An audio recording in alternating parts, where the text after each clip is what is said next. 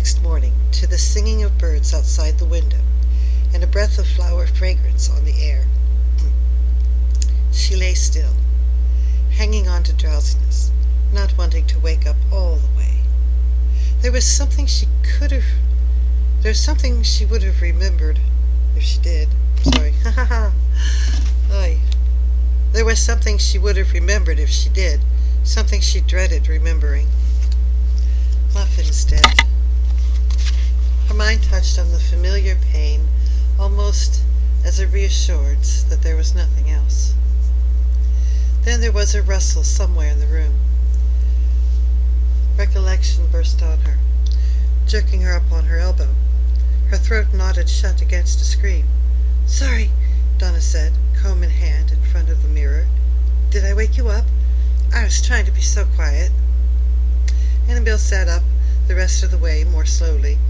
Her heartbeat leveled off as she took in details of the airy bedroom, bright with summer light. "That's okay," she blinked at Donna's bed, made up, near, and smooth as if it had never been slept in.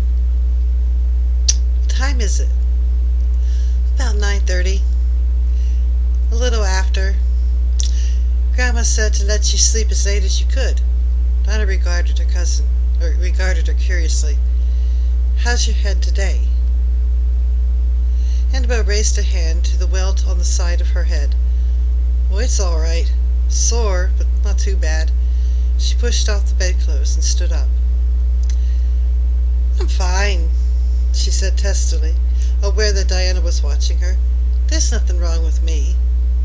"Sure." Donna turned back to the mirror and became busy flipping up the ends of her hair. "It's a really nice day out. We're going to bike into town so that Michael can get some stuff he needs for developing pictures. Do you want to come along?" "Oh, I don't know," Annabel said, knowing very well.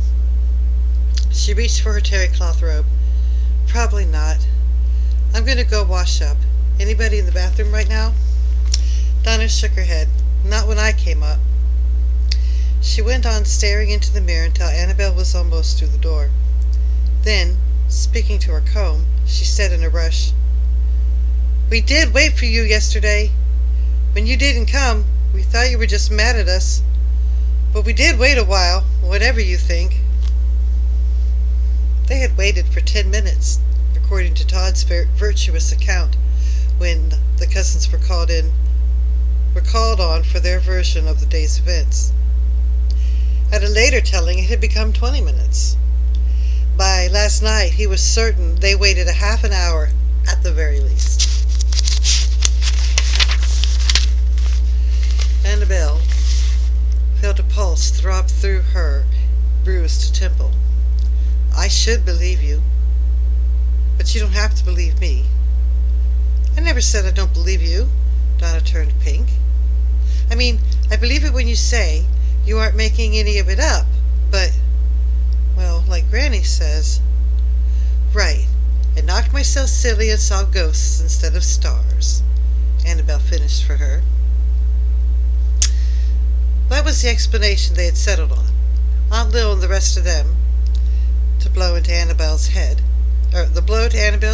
had scrambled her wits for a time. Not for a moment had any one but old Pa behaved as if there were the smartest possibility that what she had seen and heard were real. Donna eyed her unhappily. "We did wait for you," she repeated, sounding as if she would gladly have said anything else if she could. "Okay," Annabel conceded with a sigh. Whatever had happened yesterday, Donna was trying to say she was sorry. That could account for something. Anyhow. Dag diddly. Oh, this has got to improve. And you know what it is? It's because I haven't read a darn thing in like over a month. I was in the hospital. I could barely talk anyhow. Did you know they put a big old thing into my throat and into my stomach? They fed me. They poured the food into this, and it went into my stomach. It was kind of gross in a weirdly interesting way. That's just the way it is. Anyway, sidebar complete. Ooh, little baby. Ooh. Ooh. All right, back to the story.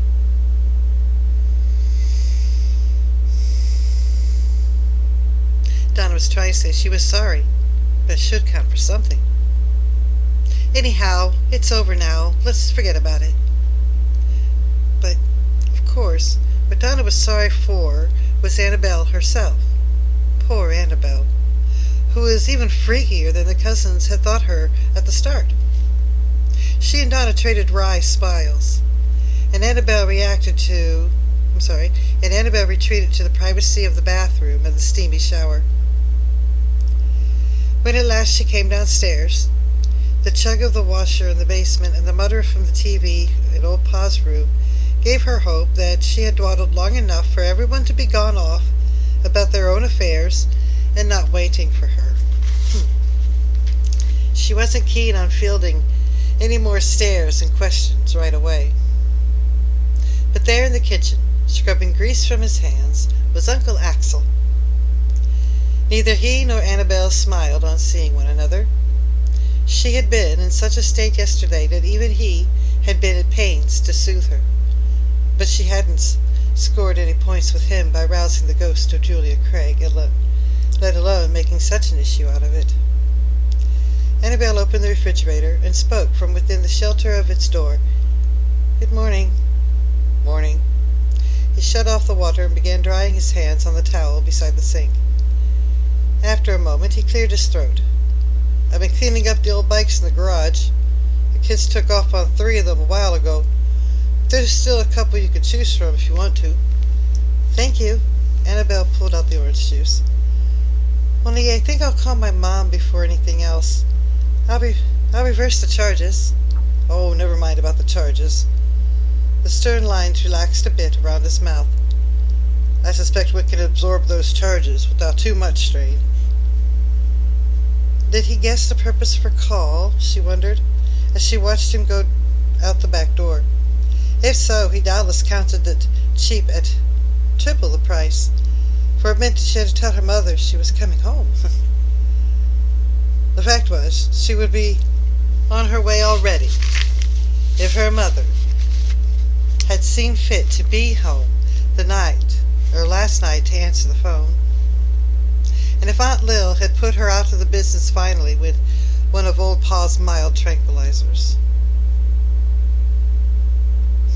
It was an odd thing, her mother not being home, for Friday was her night to climb into the old clothes and put her feet up and unwind. Annabel set a glass on the counter. As she tilted the juice bottle over it, there came a thud and rattling crash somewhere inside the house. Orange juice splashed everywhere but into her glass. "What was that?"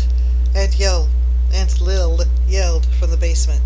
"Who's in the kitchen?" "Me, Annabel." She hoped her voice wasn't as shaky as her hands. So much for the benefits of tranquilizers and a good night's sleep. Aunt Lil burst up out of the basement. "What happened?" "It was that way," Annabel pointed. "Maybe living room." Aunt Lil set off at a trot, Annabel on her heels.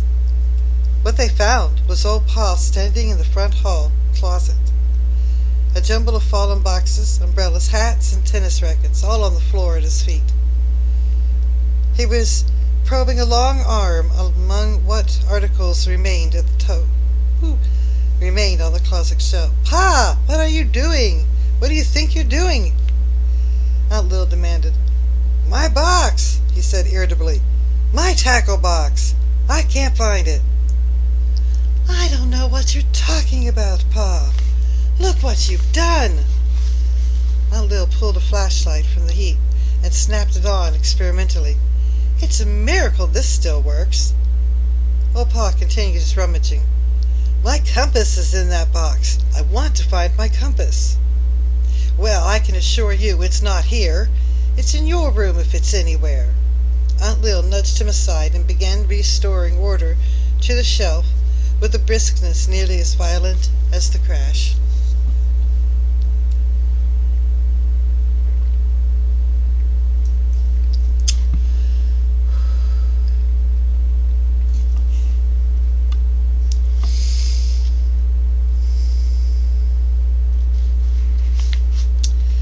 Annabel saw bewilderment clouding the old man's face. "A green tackle box. I always keep it in the hall closet." "That was at your house, not this one," Aunt Lil said, nodding thanks to Annabel for handing an umbrella up to her. Nodding thanks to Annabel.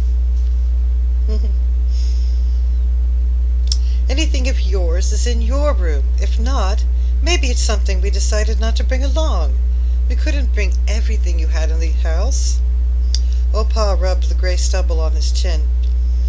"You decided," he muttered. "Not me. Nobody asked me." "Now, Pa, you're lucky to have a family that looks after you. You'd be in a fine fix if nobody cared what became of you." A sulky hunch of old Pa's shoulders suggested to Annabel that he didn't consider his luck an unmixed blessing. She could understand his feeling, for she had been looked after herself to the point of suffocation yesterday. Aunt Lil had soothed her with glasses of hot milk and cups of sweetest tea, enough to float a yacht. Had pressed ice cubes and cold compresses into the lump on her head.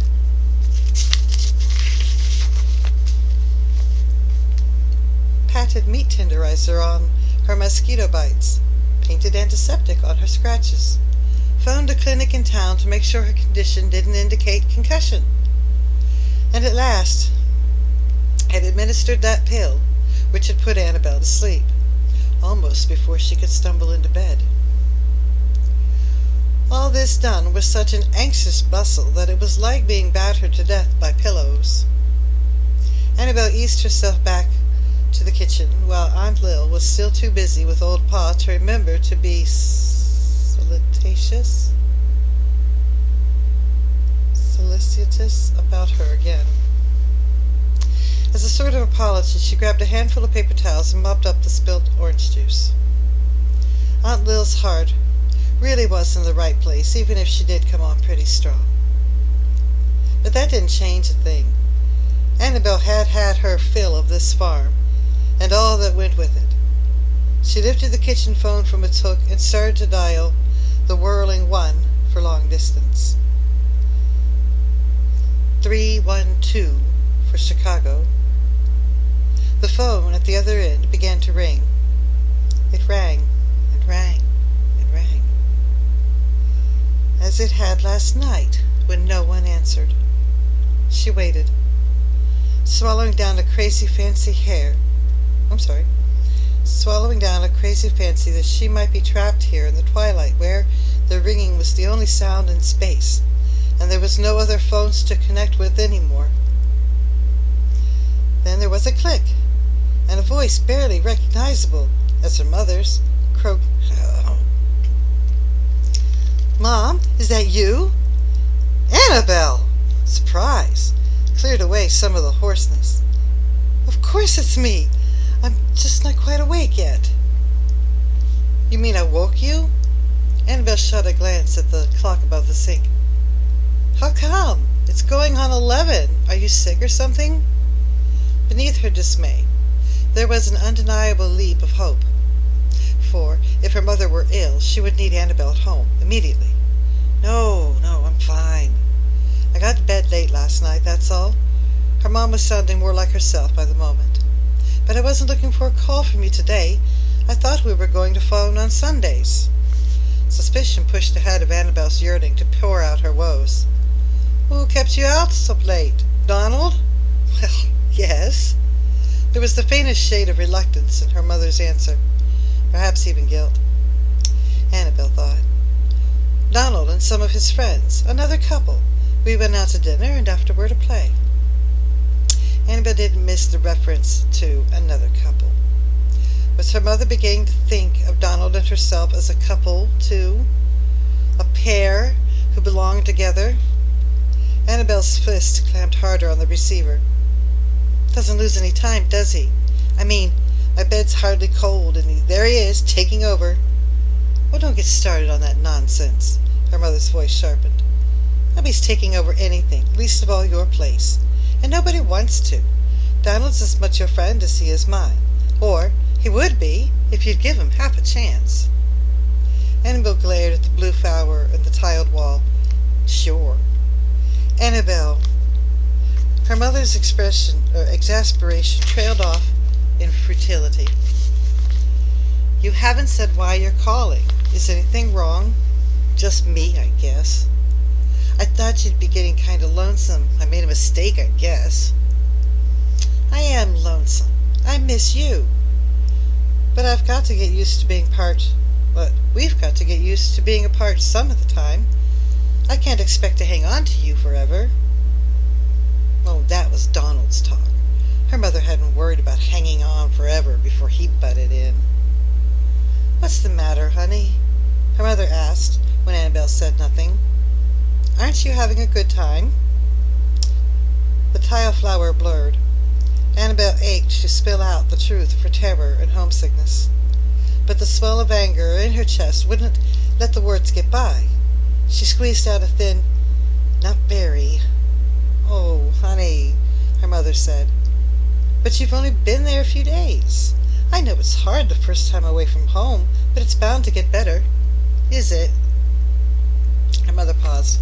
"Listen, I wasn't going to mention just because... I'm sorry, I wasn't going to mention this just yet because it might not work out. But maybe I can be up there with you for the 4th of July weekend. Donald thinks he can get away for 4 days then, and if so, we'll drive up there. How would you like that? Or would you like that?" 4th of July. That was eons away. And Donald again. Donald. Always Donald. "Super," Annabel said through set teeth. "Honey, something is the matter. I can tell." "What is Annabel? What is Annabel? Oh, okay. I can tell. What is it?" Annabel gathered in a breath Annabel gathered in a breath that cut like a wire. Nothing I can't handle by myself." It wasn't a decision. It was a reflex, like hitting back at someone who hurt you. But once spoken, it couldn't be unsaid. After the receiver was back on its hook, Annabel stood a while, absorbing the impact of what she had done. She was stuck here now, committed to facing down the nightmares, the ridicule, the loneliness of being the weirdo outsider, all on her own. Shock gradually boiled into anger. Bless Donald Kimball. Wouldn't he be pleased at the way she's trapped herself because of him? Well, if she said she could handle things here, then handle them she would, somehow. Head up and shoulders squared, she slammed out the back door. At least she could grab a bike and get away from here for a while. A Morning Glory milk truck was swinging into the drive as she cut across the house and to the garage. Ricky hurled from nowhere, threatening to attack it, but a command from Uncle Axel inside the garage silenced him. "It's all right. Spark is all there is to that dog," Aunt Lil called from the front porch. Then, as the truck driver gingerly stepped out of the truck, "Sue, for goodness sake, you don't look much like our milkman. Where's your dad?" A young woman in coveralls laughed. "Dad's been short a driver lately, so I sorta got drafted. You never know what teachers will end up doing for the summer." "Pa," Aunt Lil said over her shoulder, "do you remember Sue Gordon, don't you? You and her grandma used to be schoolmates, I think. Mrs. Gordon, Dr. Gordon's wife." "Ethel Briggs before she was married," Sue supplied, when old Pa made no answer. "How are you, Mr. Schulte?" Yes, Schulte." "Grandma would be glad to hear I saw you." Annabel, hesitating near the corner of the house, blinked up at the porch. Mr. Schulte. It hadn't occurred to her that old Pa must have a real name like everyone else. "How's your grandma?" Aunt Lil asked. descending the steps to help carry in the milk. "I heard you moved her into one of those new apartments across from the clinic." "She moved herself, put her name in for the apartment, made the arrangements, and told us how we should help." Sue shook her head, grinning. "You'd never guess she'd be 93 in August. Her mind's sharp as a tack. She even goes over my newspaper columns for me and catches me off base on grammar and spelling more times than I'd like to admit."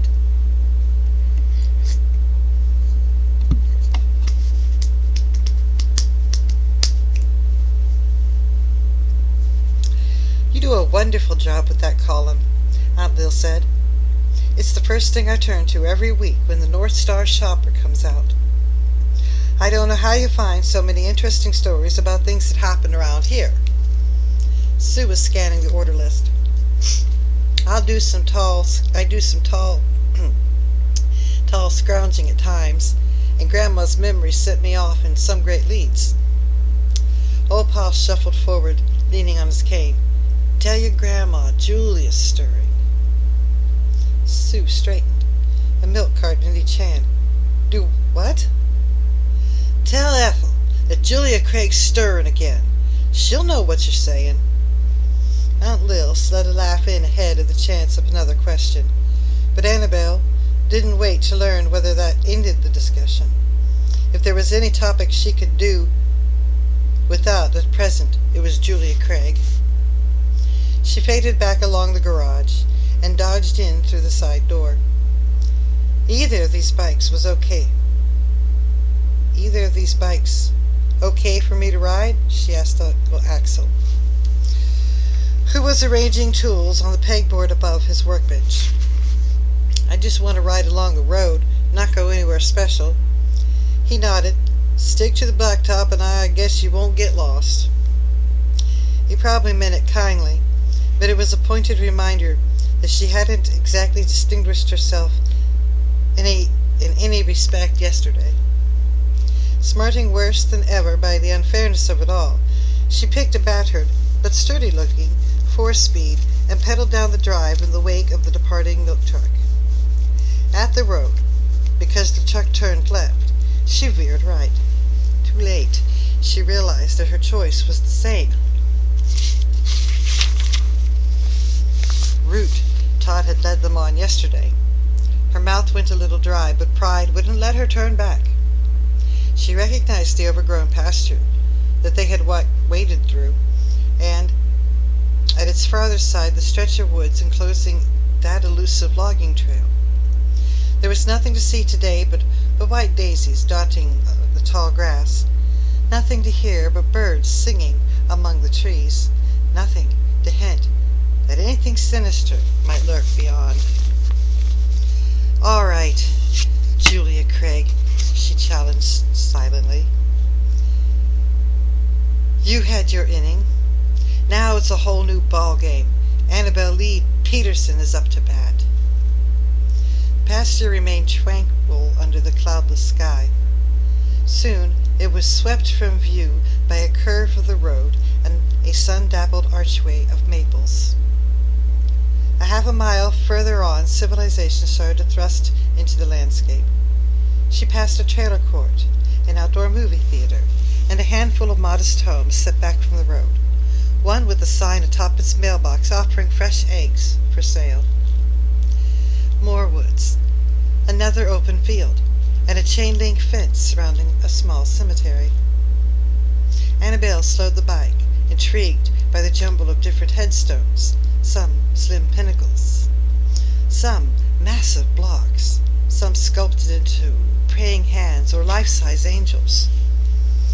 This must be an old place where her father was buried. The graves were marked by identical metal plates, very neat and very monotonous. The gate was open, practically an invitation to come in and have a closer look. She leaned the bike against the gatepost and walked uphill along a gravel path. What a lot of stories the old stones could tell. Here there were 3 small ones in a row on a family plot: George, William, and Grace. 3 children who had died within a week of each other 70 years ago. And here, carved on one end of a long granite rectangle, was Dr. Eugene Gordon, 1885 to 1962. The second half read, Ethel B. Gordon, 1890 to 19 dash. Old Pa's friend. That must be. Think of knowing that your tombstone was waiting for you, year after year, all but the final 2 digits of the date. And then Annabel thought about it, and yet, when Annabel thought about it, wasn't it like a pledge of faithfulness and love for a wife to link herself to her husband like that for eternity? There was no such unfinished marker bearing her mother's name. Annabel drifted up on the path, noting how some plots looked freshly tended and others as if they hadn't been visited in decades. On one of these, a square, gray stone was just visible through the high weeds around it. She pushed aside a thistle with her foot to see the inscription. Weathered numbers were visible first, 1891 to 19 dash. Someone else whose final resting place was still waiting. She bent the thistle further to reveal the name. Julia Craig. Annabel sprang backwards, landed her on the path in a flurry of gravel before the released thistle stopped swaying. Also before her wits had caught up with her. Of course, the stone was unfinished for Julia Craig. Whatever intentions never got here. Whatever her intentions never got here. In fact, this was one place a person need have no fear of meeting her. Annabel nearly laughed out loud as she turned away. Nice try, Julia, but you missed me. Sunlight struck somber sparkles from a similar gray stone in the plot opposite. The grass had been roughly trimmed away here, and the lines cut into the stone were rain-washed clean of debris. The name leaped up at her. Annabel Lee Peterson.